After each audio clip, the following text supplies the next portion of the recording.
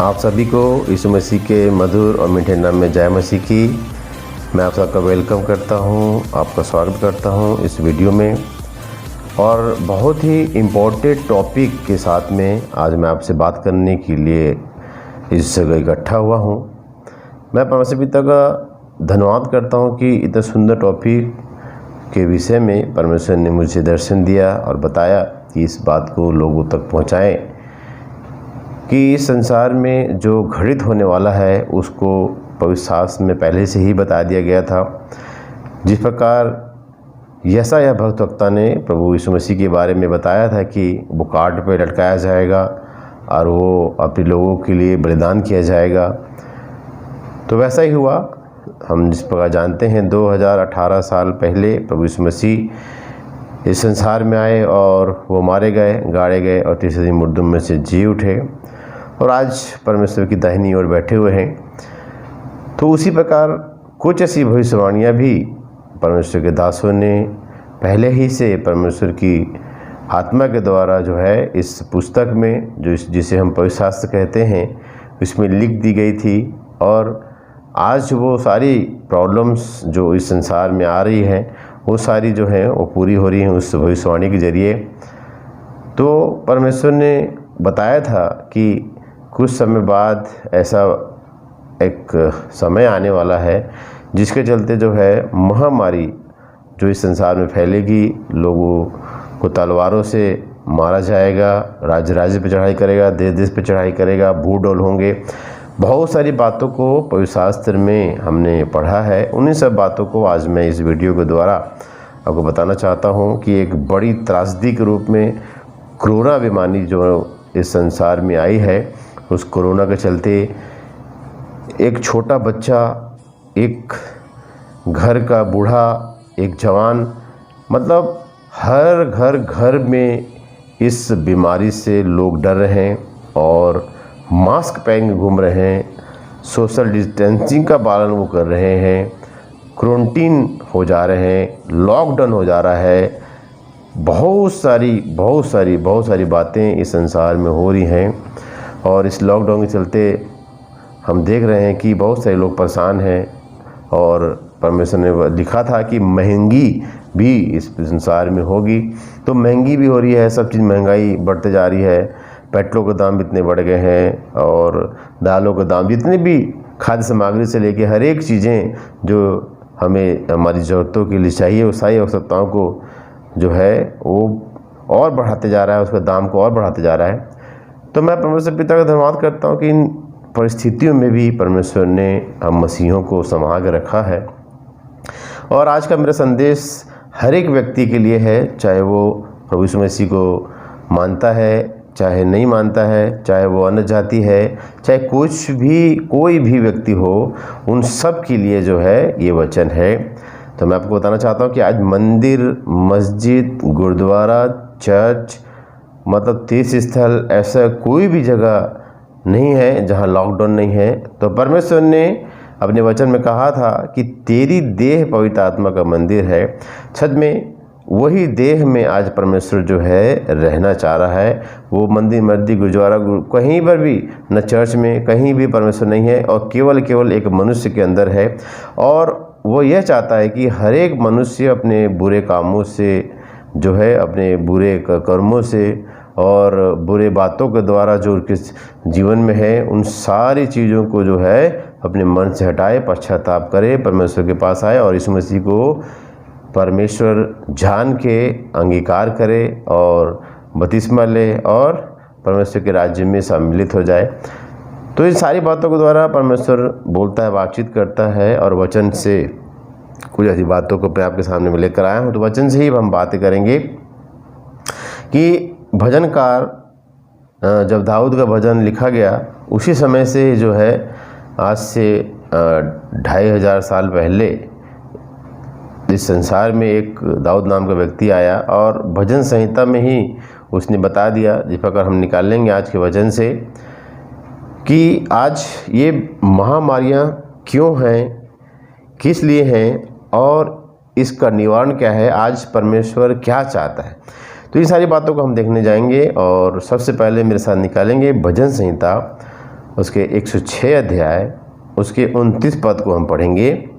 यूँ उन्होंने अपने कामों से उनको क्रोध दिलाया और मरी उनमें फूट पड़ी। मगर परमेश्वर का जो क्रोध है आज इस संसार में है, तभी इतनी बड़ी बीमारी कोरोना के रूप में आज हमारे सामने में आई है। तो परमेश्वर इन बातों के द्वारा बहुत सुंदर बातें बताना चाहता है। तो अंत तक इस वीडियो को देखें तो ये सारी बातों का समझ में आएगा। उसका निवारण भी परमेश्वर के वचन में ही लिखा हुआ है। इन सारी बातों को मैं आपके सामने में आज लेकर के आया हूँ। तो मुझे ये बताया गया था कि मैं परमेश्वर के बारे में डेफिनेशन आपको देना चाहता हूँ कि परमेश्वर जो है हमारा दया का सागर है, क्षमा की खानी है, वो विलम्ब से क्रोध करने वाला है, अति करुणामयी। फिर ये मरी क्यों? तो मैं आपको बताना चाहता हूँ क्योंकि हर एक चीज़ का एक समय बनाया है परमेश्वर ने। जैसे बोने का समय वैसे ही काटने का समय, जैसे जीने का समय वैसे ही मरने का समय, उसी तरह मरी का भी एक समय परमेश्वर के वचन में लिखा था और वो आ गया है। और जो भी कुछ आगे होने वाला है वो सब का सब जो भी बातें इस संसार में होने वाली है वो इस पवित्र शास्त्र में पहले से ही लिख दी गई है। तो अब इस मरी से बचने का क्या उपाय है? परमेश्वर के क्रोध से बचने के लिए अब हमें एक ही व्यक्ति बचा सकता है और वो है यीशु मसीह। क्योंकि हर एक प्रॉब्लम का, हर एक परेशानियों का निवारण जो है प्रभु यीशु मसीह के पास है। क्योंकि पहली वाणी के द्वारा ही परमेश्वर को जो है यीशु मसीह ने कहा, हे पिता इन्हें क्षमा कर क्योंकि ये नहीं जानते कि ये क्या कह रहे हैं। तो वही क्षमा का युग आज है।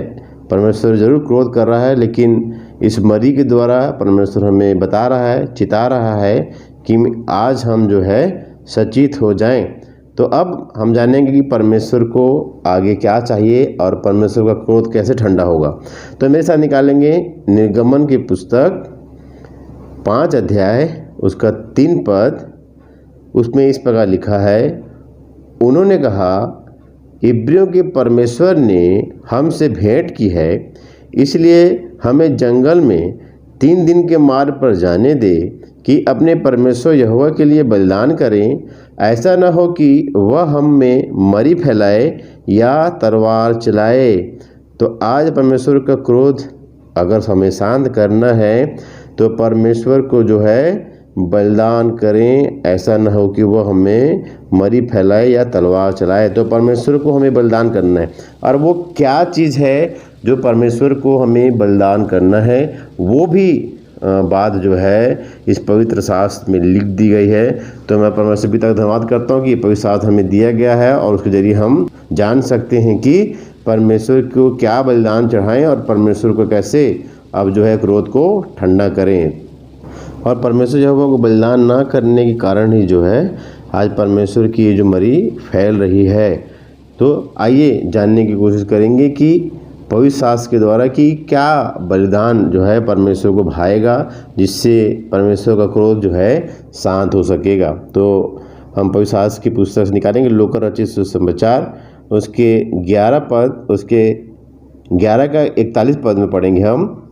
परंतु हाँ, भीतर वाली वस्तुओं को दान कर दो तो देखो सब कुछ तुम्हारे लिए शुद्ध हो जाएगा। पहली बात, परमेश्वर का क्रोध आज मरी के रूप में फैल गया है और बहुत सारी त्रासदी संसार में हो रही है। और परमेश्वर को अब जो है हम बलिदान से ही जो है प्रसन्न कर सकते हैं। ठीक है, तो वो परमेश्वर का जो बलिदान हमको परमेश्वर को जो चढ़ाना है, तो परमेश्वर का वचन जो लूका रचित सुसमाचार 11:41 में लिख दिया है। परंतु हाँ, भीतर वाली वस्तुओं को दान कर दो तो देखो सब कुछ तुम्हारे लिए शुद्ध हो जाएगा। पर हम आज परमेश्वर को अपने कामों के द्वारा क्या कर रहे हैं? क्रोध दिला रहे हैं, है ना। और यहोवा परमेश्वर को बलिदान नहीं कर रहे हैं। परमेश्वर यहोवा के लिए क्या बलिदान करें? भीतर वाली वस्तु मनुष्य के भीतर वह बसी हुई है, कौन सी वो बात है, कौन से वो दान है, ये सब कुछ हमें जो है इस पवित्र शास्त्र के द्वारा ही मिलता है कि कौन सी बातों को जो है हमें शुद्ध रूप से परमेश्वर को जो है चढ़ाना है, जिससे कि परमेश्वर को हम बलिदान चढ़ा सकें। अब भीतर वाली वस्तु क्या है, ये मरकुस 7 में लिखा हुआ है, तो मेरे साथ निकालेंगे। मरकुस 7 उसके 21 पद से हम पढ़ेंगे। क्योंकि भीतर से अर्थात मनुष्य के मन से बुरे बुरे विचार, व्यभिचार, चोरी, हत्या, परस्त्रीगमन, लोभ, दुष्टता, छल, लुचपन, कुदृष्टि, निंदा, अभिमान और मूर्खता निकलती है। ये सारी इतनी सारी गंदी बातें मनुष्य के मन में है, उनके भीतर में है।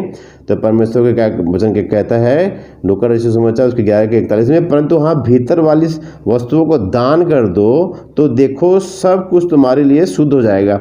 तो इन सारी जो गंदी वस्तुओं को जो परमेश्वर ने अपने वचन में लिखा हुआ है 21 से लेकर 22 तक में, इन सारी जो बुराइयां एक इंसान के अंदर में है, उन सब को क्या करना है, हमको निकालना है। तो ये बलिदान परमेश्वर को भाता है। उसी में 23 पद को हम पढ़ेंगे।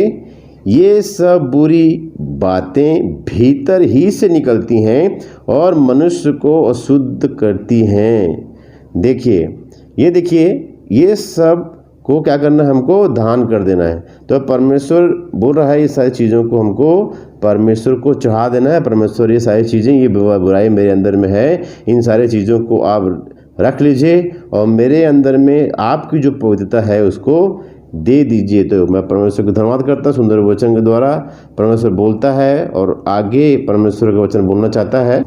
तो पहले ये सब चीज़ों को, ये सब बातों को, ये अंदर की बुराइयों को परमेश्वर को हमको दान करना है, ठीक है। तो परमेश्वर उसके बाद क्या करेगा, ये सारी बुरी बुरी बातें जो है हमारे अंदर से निकाल देगा और हमारे अंदर में एक शुद्ध मन उत्पन्न कर देगा और उसी मन के द्वारा जो है परमेश्वर की हम महिमा प्रशंसा बड़ाई कर सकेंगे।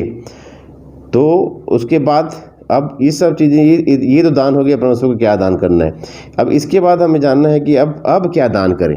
तो मेरे साथ निकालेंगे रोमियो की पत्री उसके 12 अध्याय उसके 1 पद में क्या लिखा है।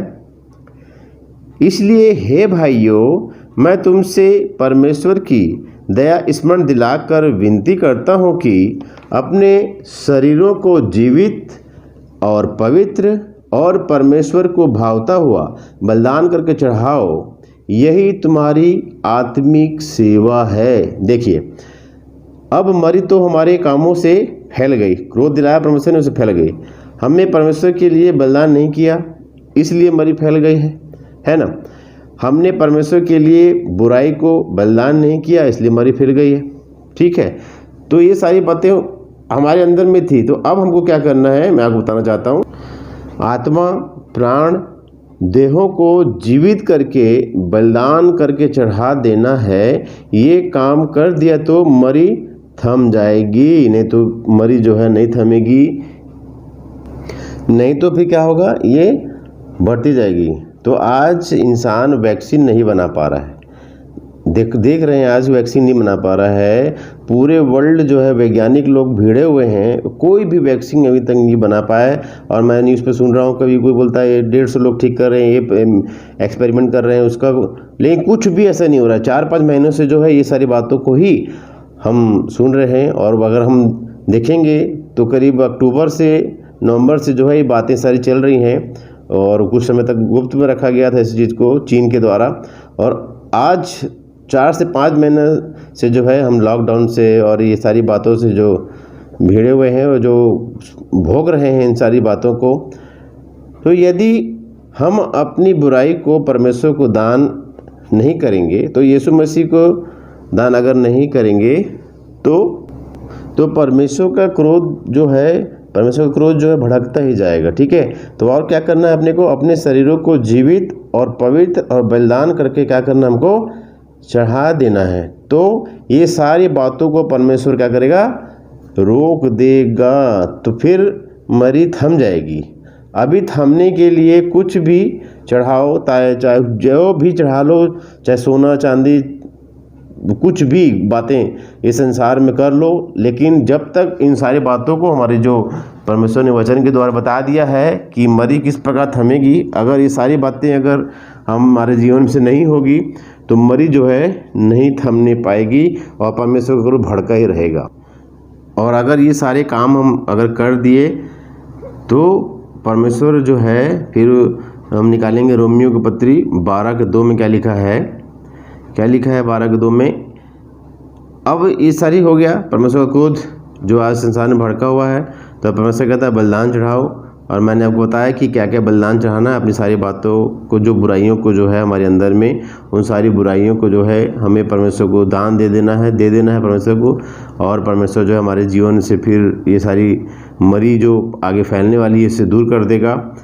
और रोमियो पत्री 12:2 में क्या लिखा है, इस संसार के सदृश न बनो, परंतु तुम्हारे मन के नए हो जाने से तुम्हारा चाल चलन भी बदलता जाए, जिससे तुम परमेश्वर की भली और भावती और सिद्ध इच्छा अनुभव से क्या करो, मालूम करते रहो। तो अगर ये सारी चीज़ें हमारे अंदर से दूर हो जाएंगी, परमेश्वर को अगर हम ये सारी चीज़ों को बलिदान चढ़ा देंगे, दान कर देंगे, तो परमेश्वर को जो है आशीष जो है इन वचनों के द्वारा जो 12:2 में लिखा हुआ है कि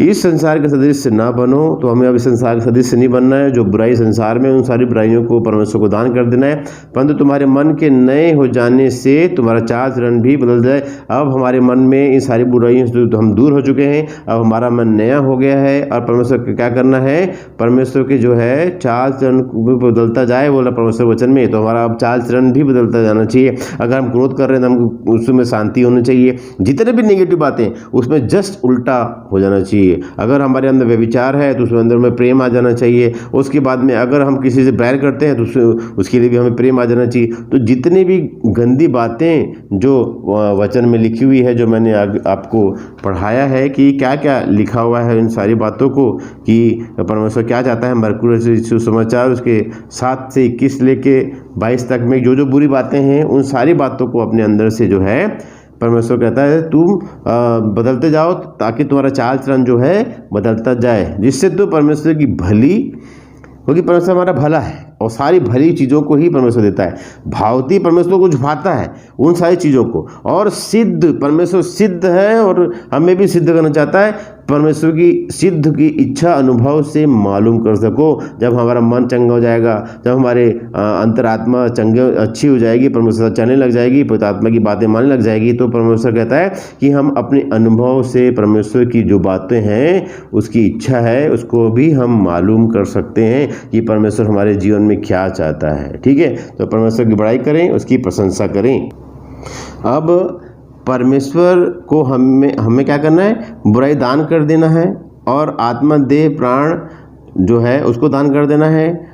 और वह कहता है कि इस संसार के सदृश से हमको नहीं बनना है, ताकि हमारे मन के नए हो जाने के से हमारा चाल चलन भी बदलता जाए, जिससे कि हम परमेश्वर की भली और भावती इच्छा जो है पूरी करें। पर लोग परमेश्वर की इच्छा मालूम नहीं कर पा रहे हैं। इस काम को करेंगे तो परमेश्वर अपने क्रोध को क्या कर लेगा, शांत कर लेगा। पर परमेश्वर का क्रोध तो बढ़ते क्रम पे चल रहा है, बढ़ते क्रम पे चल रहा है। मतलब कितना पश्चाताप करने की आवश्यकता है ना।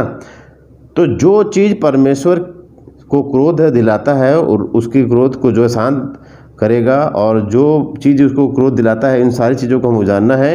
तो आज हमें क्या करना है, सबसे पहला काम क्या करना है, अपनी सारी बुराइयां जो हमारे अंदर में थी उन सारी बुराइयों को क्या करना है, परमेश्वर को दान कर देना है। और दूसरी बात यह कि हमारी आत्मा प्राण और देह को क्या करना है, परमेश्वर को दान कर देना, मतलब बलिदान कर देना, उसको बलिदान चढ़ा देना है उसको। और तीसरी बात यह है कि हमको इस संसार के सदृश्य नहीं रहना है। अगर ये सब बातें हम में अगर रहेंगी तो क्रोध क्या होगा, उसका शांत हो जाएगा। और अगर ये सारी बातें अगर नहीं रहेंगी तो परमेश्वर का क्रोध जो है बढ़ते क्रम पे है और ये बढ़ता जाएगा, बढ़ता जाएगा। इसलिए मन के नए हो जाने के कारण हमारा चाल चलन भी बदलता जाए। यदि मन पुराना है तो परमेश्वर का क्रोध कभी भी नहीं थमेगा। ठीक है, तो अब मैं आपको बताना चाहता हूँ कि केवल और केवल एक ही हमारे पास उपाय है, और वो है यीशु मसीह, जो एक बड़ा लैब है जिससे सभी बीमारियां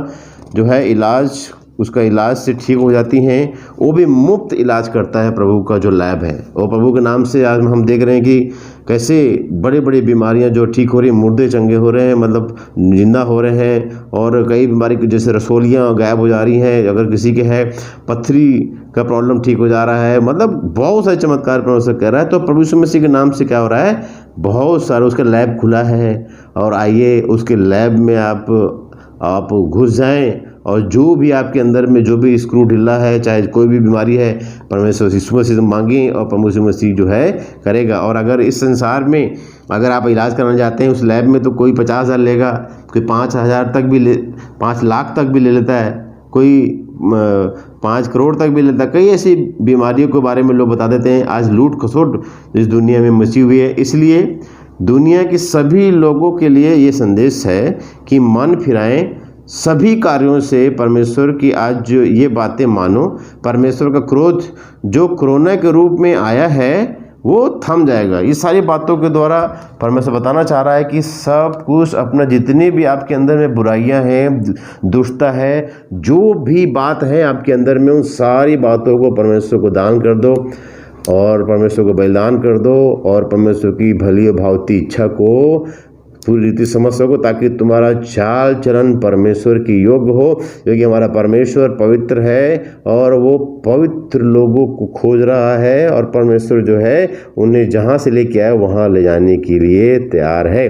तो मैं परमेश्वर पिता का धन्यवाद करता हूँ, इस सुंदर वचन की तरह बोलता है, बातचीत करता है। और मैं बताना चाहता हूँ कि परमेश्वर का क्रोध तब तक शांत नहीं होगा जब तक इन सारी बातों को हम अपने जीवन से नहीं मान लेंगे, परमेश्वर को सब कुछ दान नहीं कर देंगे, उसको बलिदान नहीं करेंगे, तो परमेश्वर तब तक इस क्रोध को नहीं हटाएगा। अभी ये एक छोटी बीमारी के रूप में आई है, मरी है, लेकिन छोटी मरी के रूप में आई है। इसके बाद में परमेश्वर का वचन कहता है कि महामारियाँ भी इस संसार में आएंगी। तो अगर उन महामारियों से अगर आपको बचना है तो इन सारी बातों को जो पवित्र शास्त्र में लिखा है हमें मानना पड़ेगा। तो आज ही पश्चाताप करें, यीशु मसीह के पास आएँ और इस बाइबल रूपी चर्च में आएँ, और परमेश्वर जो है आपको अति आनंदित करेगा। क्योंकि अगर शरीर हमारा चंगा है तो हम शांति से रहते हैं, लेकिन अगर हमारे शरीर में कोई भी घाव फोड़ा अगर वो टिस कर रहा है तो बहुत तकलीफ से नींद भी नहीं आती। उसी तरह आत्मा भी हमारे अंदर में एक परमेश्वर ने दिया है, क्योंकि देह और प्राण और आत्मा जो है कभी पाप नहीं करता है। और वही आत्मा जो है आज परमेश्वर जो वचन में बताया है वो कह रहा है, परमेश्वर का आत्मा उसे ग्रहण कर रहा है कि इन सारी बातों को आज जो है वो इस संसार से बताना चाह रहा है कि इस संसार में हो रही हैं। तो अपने आत्मा को हमें पवित्र करना है और अपनी सारी बुराइयों को उसको दे देना है, ताकि परमेश्वर की जो चाल चलन, हमारा जो चाल चलन है परमेश्वर में बदलता जाए और हम परमेश्वर के लायक बन सकें। तो परमेश्वर का धन्यवाद करता हूँ और मैं विश्वास करता हूँ कि इस वचन के द्वारा, इन बातों के द्वारा आप सभी आशीषित हुए होंगे। और मैं फिर से आपके सामने इकट्ठा होऊंगा फिर से एक नए वीडियो के साथ में। तब तक मुझे इजाज़त दीजिए। सबको जय मसीह की। God bless you all.